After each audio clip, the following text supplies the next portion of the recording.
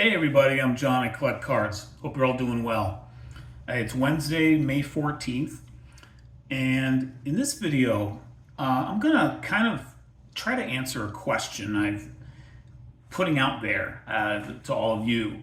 And I'm actually gonna be doing a small series of videos, not consecutively, but over the next maybe couple of months, where I'm gonna kind of ask a question in terms of our, kind of larger collecting journey individually. And in this one, the question is, do you ever upgrade, or how much of a focus do you have on upgrading cards in your collection? For me, it's hard. It's like the thought of maybe upgrading a cool card is interesting, but there's always the next card that I'd love to add. And so, frankly, for me, I have a difficult time actually following through on upgrading a card.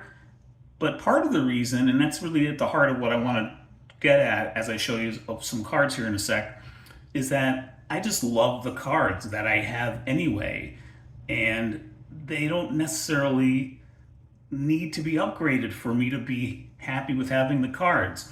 Coincidentally, this is kind of a mini, like, unofficial VR that Mangini put out. He put out a couple of videos in the last few days, even one just today, kind of asking, like, why do some of us talk down about our cards?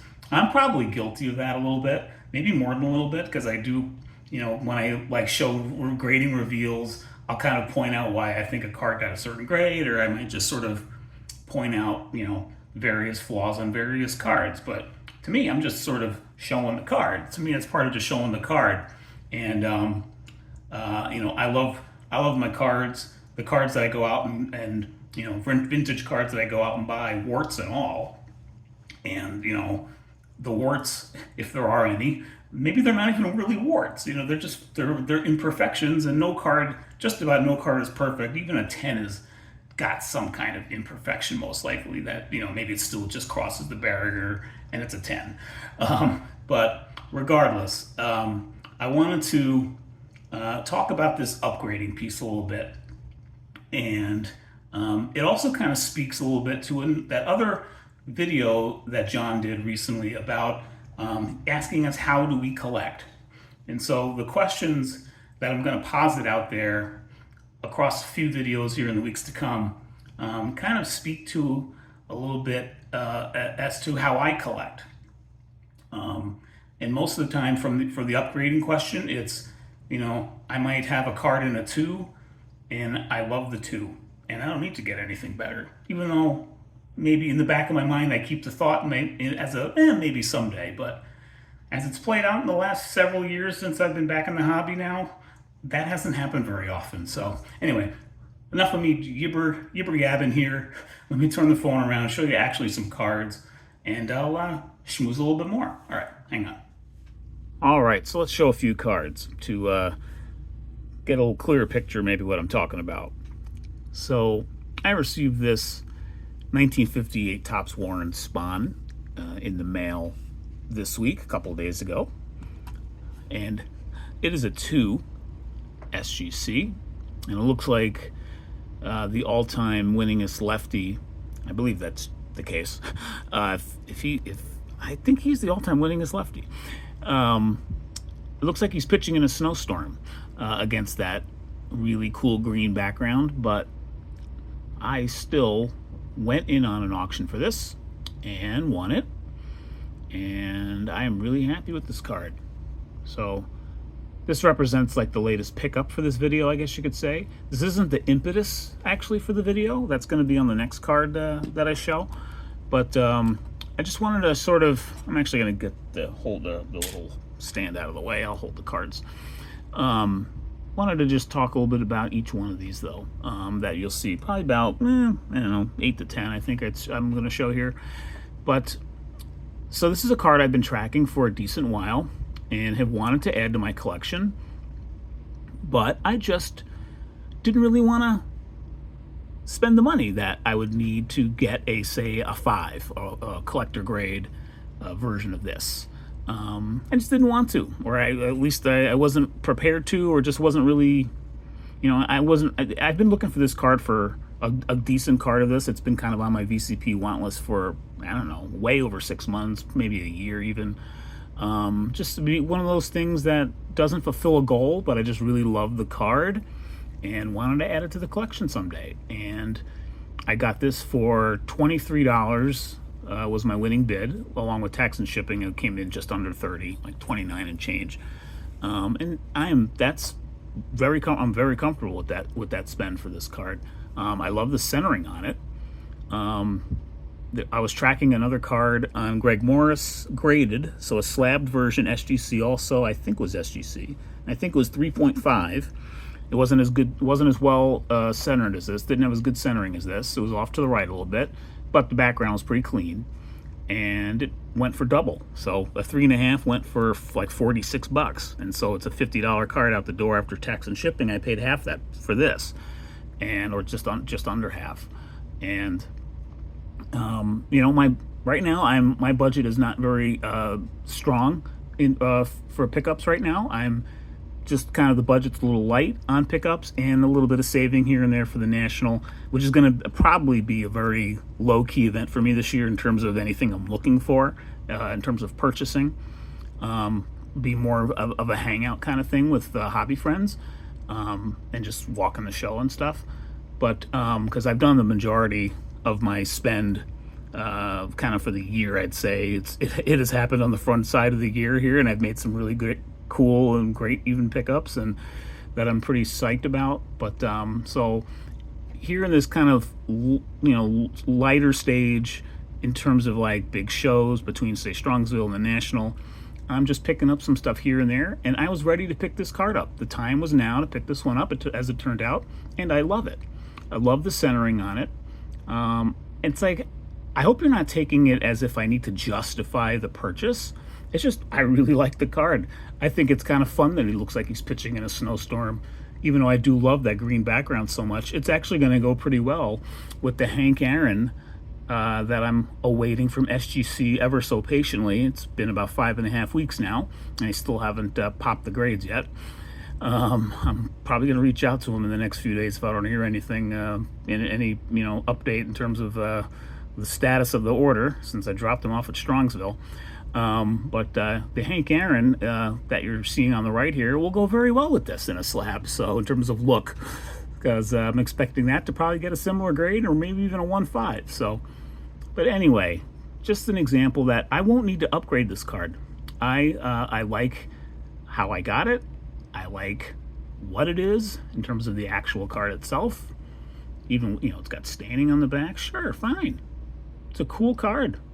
Great card, and it's right from the peak. And not only does it look great, in my opinion, in terms of just the design of the card. Sure, lots better copies out there, but gosh, is there any is he pitching through snowballs in anybody else's cards of these? It's during the peak of the Braves, Milwaukee Braves success, which is actually very cool too. So, they won the series in 57, they went back there in 58, and so this is right smack in the middle of that kind of stretch of their dominance. So just an awesome card in a number of ways. I wanted to show it in this video. So yeah, so I finally picked up the 58 Topps Spawn. Is it in a grade that I figured I would get?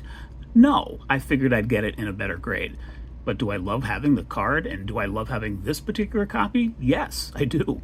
So very much, actually, now that I'm looking at it some more here. Yeah, really, really happy that I made this pickup. So there's my 58 Spawn that will not be upgraded. Now here's the impetus of the video here, and I'll go a little faster on these cards here throughout the rest of the way. So I picked this card up 2 Nationals ago at the 23 National in Chicago.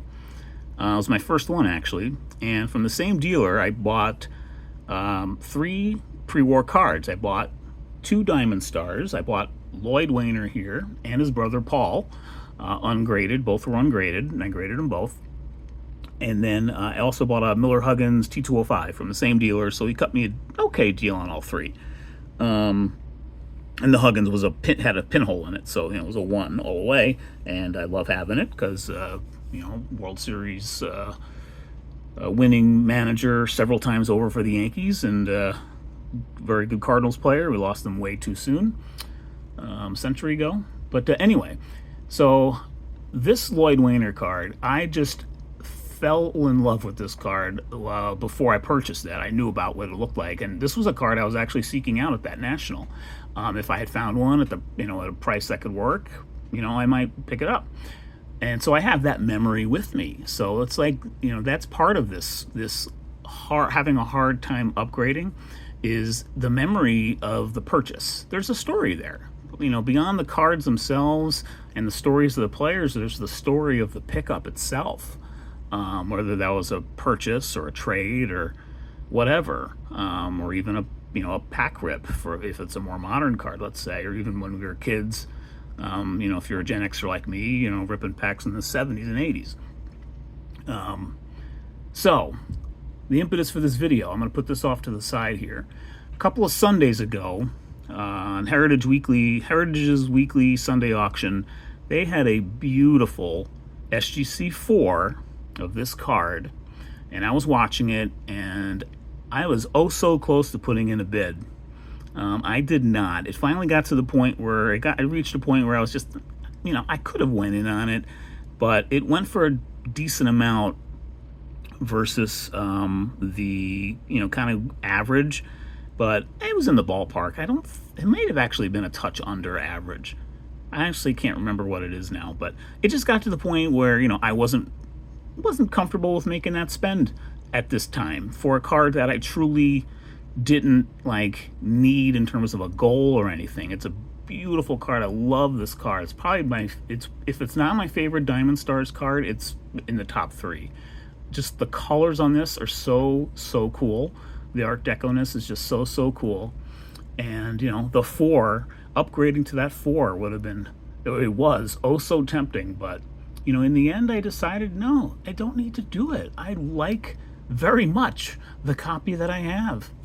And I think if I didn't follow through in putting a bid on the one that I'm showing, or I showed just before, I don't think I'll ever upgrade from this. I just like it too much. The back's pretty okay. Very rounded, of course. This is a 1935 example. You can tell, I think, because of the blue text. I think the Heritage auction one that I just showed, I believe it was green text. Now, it was 1936 on the flip here. I don't know if that's accurate or not. Or maybe it is actually, because they have the 1935 stats. So maybe that is accurate. It's a 36. And then and maybe the blue text was 36. I can't remember exactly what year had blue and what year had green. I guess blue was for 36 perhaps.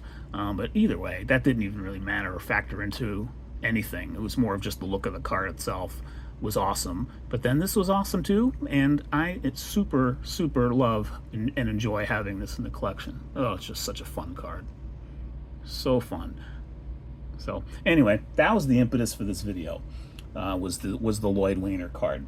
Let me show you a few other cards that I'll run through a few other ones here that I just don't see myself ever upgrading from. Here's the 1957 Topps Willie Mays. I bought it raw, actually not long after he passed away. It was within that week, actually. And I knew it would grade a 1 because of not only this, but that. I still wanted to slab it. And I probably slightly, I'm underwater by probably about 40 bucks on this card, given what a 1 is averaging, ones are averaging. But that's almost not the point, or it wasn't really a big deal to me. It really isn't. Because if it was, I'd cut this one loose and, eat some losses and just move on. But no, I like having this particular copy. For one thing, look at the centering on this card. This front centering on this card is gorgeous, beyond that bad crease there. And the registration is also pretty darn good. There's a little bit of snow on it, sure, but the registration's pretty good.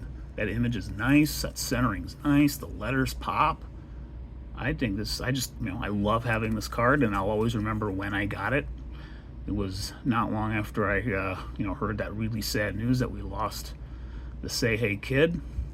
One other thing about this card, there are a lot of cards, a lot of examples where this is practically cut off. Some of the red line and some of these letters, the back centering is really chronically notoriously left, way left on the 57 maze. So anyway, I will never upgrade this. I'm almost certain I will never upgrade this card.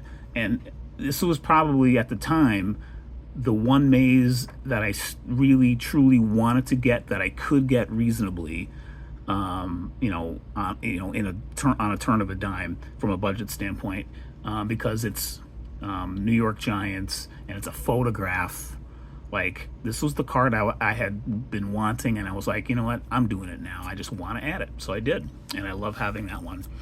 Here's another Willie that I don't think I will ever upgrade this card. If I were to ever move this card or sell it, I probably wouldn't actually get another one, although I really like his 66 card. I think it's a great photo of him. But one reason I probably won't ever upgrade from this too, beyond the really nice, I mean, look at this card. It's a pretty nice card. Sure, the centering's bad and the rounded corners, who cares?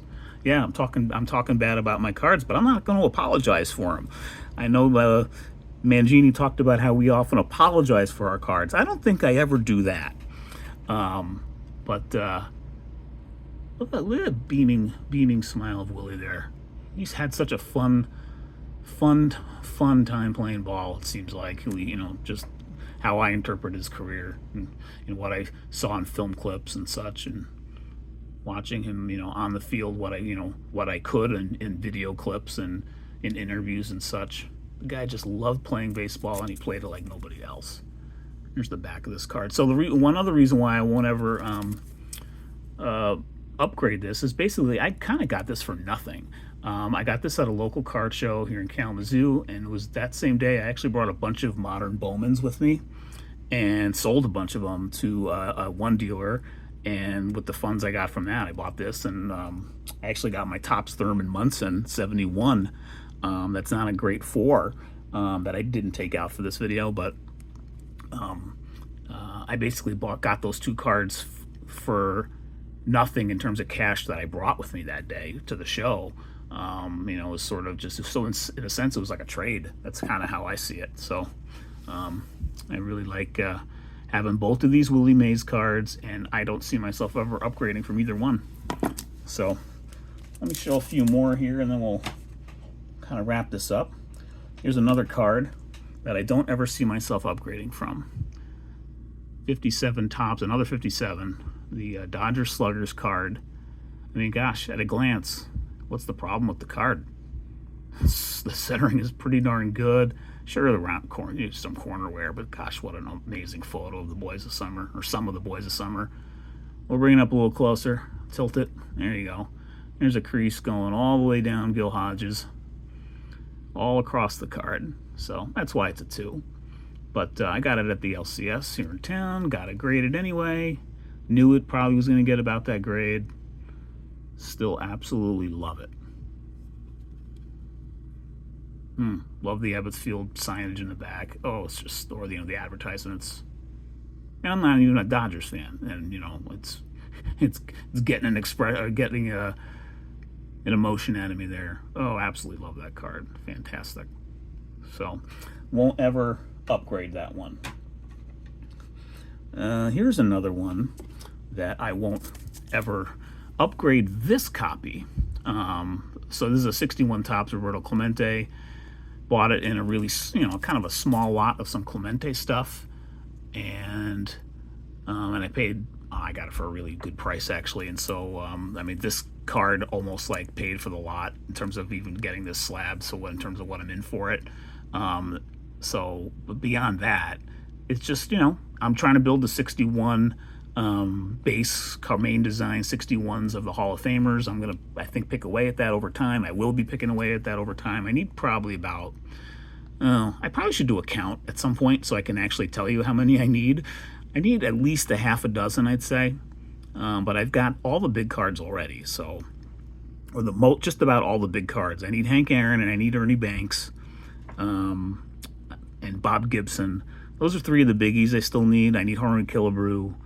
I need a couple of others, I think, too. I need probably between 6 and 10, I'd say. But I've got the 3 big rookies. I've got Mantle. So, yeah. Anyway, I've got just about all the biggies, or a lot of them. But, so I didn't necessarily I wouldn't call it an upgrade, but in a way I actually did upgrade this card. Look at this. So in a sense, I did upgrade this card in my opinion, because I bought the 64 Wheaties stamp. I bought this for the bargain hunters I did with Steve and Theo a few months back. Love this Wheaties. Love this one too. And I've talked about how much brighter this image is, and now I've got them side by side so you can sort of see for yourself. So yeah, so I didn't truly upgrade this, but maybe in a slight way I actually did there. And then I want to show, I'm going to show two 1954 Topps cards. As most of you know, I have the complete set for that. It was a passion project of mine a few years back. Here's my Ernie Banks rookie in a PSA 1.5. I won't ever upgrade this card. I'm almost certain. Almost certain I would never upgrade this card. I'm going to fall back to, there's just too many other cards I want to get. And I don't want to outlay the extra, few hundred in the end that it would take to upgrade this to what, a 2?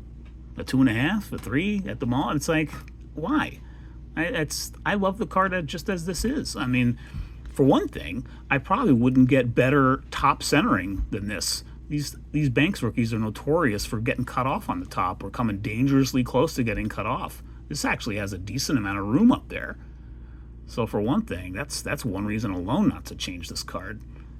And there's actually really no creases on this card, if you can believe it. It's just got a lot of surface wear. And the corners are super rounded or even like disintegrating a smidge. But I absolutely love this Banks rookie. So this one isn't going anywhere. So there's that. Then here's an interesting one. I got 3 more cards I'm going to show and then we'll wrap it up.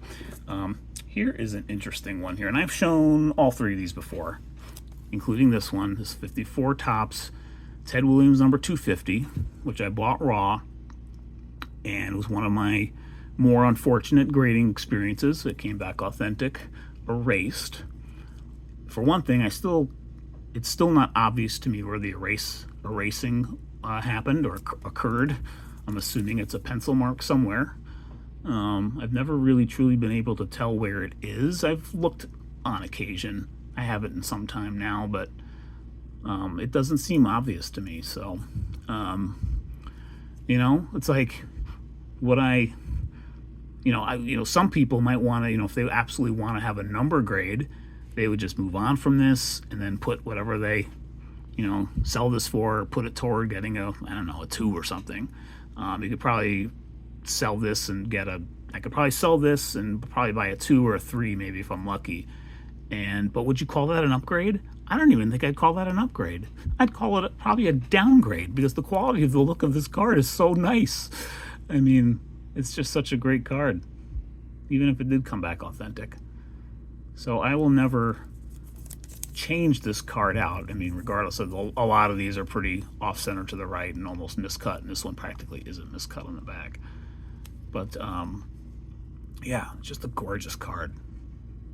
Even with that. So I will never change this one out, and if it got a number grade, I don't know if I'd call it an upgrade anyway. So there's sort of that. It's sort of almost like the converse of the whole upgrade thing there for a card like this. And then let me show 2 more cards and we'll wrap it up. These are both actually candidates that I would think of upgrading. I've mentioned it I think once before. So a couple years back or a year and a half ago, I did the 1978 Topps Hall of Fame run. It is actually currently incomplete again because I have not picked up a Dave Parker just yet.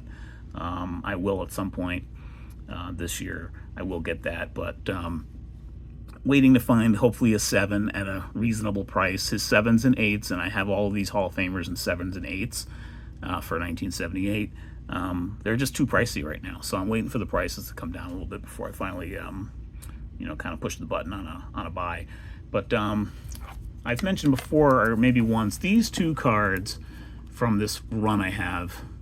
These are 2 cards I would consider actually upgrading. I haven't done it yet, like I said, but these 2 are actually on my mind for wanting to potentially upgrade at some point. I just, I haven't actively gone about it yet, but you know, when I kind of prepped for this video, I definitely came back to these two, and I'm like, wait a minute, yeah, I definitely wanted, these are not too far away in the memory banks. They're still kind of, you know, they're not on the stove to get, you know, changed out to an 8, let's say, but they're definitely on my mind. They're definitely on the countertop, if not on the stove, so to speak, to want to actually upgrade. So here are two examples where maybe I would want to give that a shot, because it wouldn't be that much of an outlay to do it.